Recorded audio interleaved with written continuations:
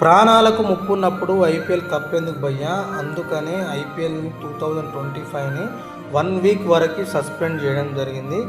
ఆగిన మ్యాచ్లు, కాబోయే మ్యాచ్లన్నీ ఒకవేళ సిచ్యువేషన్స్ అన్నీ బాగుంటే 1 వీక్ తర్వాత మళ్ళీ ఐపీఎల్ అనేది కొనసాగిస్తారు. ఏదన్నా వేదికల్లో తేడా ఉంటే చేంజ్ చేసి మరీ ఐపీఎల్ని నిర్వహిస్తారు. లేదు సిచ్యువేషన్స్ బ్యాడ్గా ఉంటే మాత్రం ఖచ్చితంగా ఐపీఎల్ అనేది ఇక ఉండబోదు. ఐపీఎల్ ఒకవేళ 1 వీక్ తర్వాత కూడా సిచ్యువేషన్స్ అనేది బ్యాడ్గా కంట్రోలింగ్గా లేకపోతే ఖచ్చితంగా ఐపీఎల్ 2025ని పర్మనెంట్గా రద్దు చేయడం జరుగుతుంది.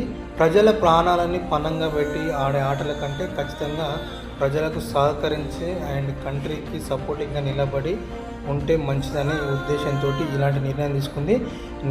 ఈ ఐపీఎల్ రద్దు వల్ల ఖచ్చితంగా ఆర్సీబీ ఫ్యాన్స్ ఖచ్చితంగా అవుతారని చెప్పాలి. ఎందుకంటే ఎన్నో ఏళ్ళ కళ వాళ్ళు ఆర్సీబీ కప్పు కొడుతూ చూడాలని చెప్పేసి ఈసారి ఐడియా చేయాలని చెప్పొచ్చు. ఎందుకంటే ఇండో పాక్ మధ్య ఇలాంటి సిచ్యువేషన్స్ రావడం వల్ల 2025 ఐపీఎల్ మ్యాచ్ అనేది రద్దు కావడం జరుగుతుంది. దాని ద్వారా టాప్ పొజిషన్లో ముందంజలో ఉన్న కప్పు కొట్టడానికి ఆశతోటి కసితోటి ఉన్న ఆర్సీబీ టీం ఖచ్చితంగా ఫీల్ అయ్యే పరిస్థితి వచ్చిందని చెప్పొచ్చు. ఇంకా ఇక్కడ విశేషం ఏంటంటే ఆ సిఎస్కే హైదరాబాద్ టీంలు బ్యాక్ సైడ్ వెనుకంజలు ఉన్నాయి కాబట్టి వాళ్ళకి పోయే నష్టం ఏం లేదు ఐపీఎల్ రద్దు అవడం వల్ల.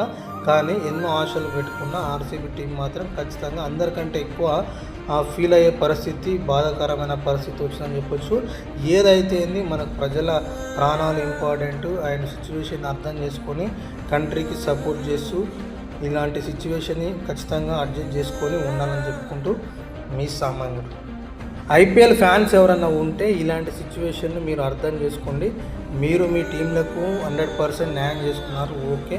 కానీ ఇట్లా ఇండియా పాకిస్తాన్ మధ్య వార్ పరిస్థితులు ఉన్నప్పుడు ఐపీఎల్ రద్దయింది కాబట్టి మిగతా టీంలను, క్రికెటర్లను వ్యంగ్యంగా వెటకారంగా ట్రోల్ చేయడం ఆపేసి దేశం గురించి, ప్రజల గురించి ఆలోచించి ఇలాంటి సిచ్యువేషన్లో ఎలాంటి మాట్లాడాలి, ఎలాగ ఉండాలనేది అర్థం చేసుకొని ఉండాలని నా యొక్క మనవి. చూస్తూనే ఉండండి, మన ఛానల్ని సబ్స్క్రైబ్ చేయండి. Thank you very much.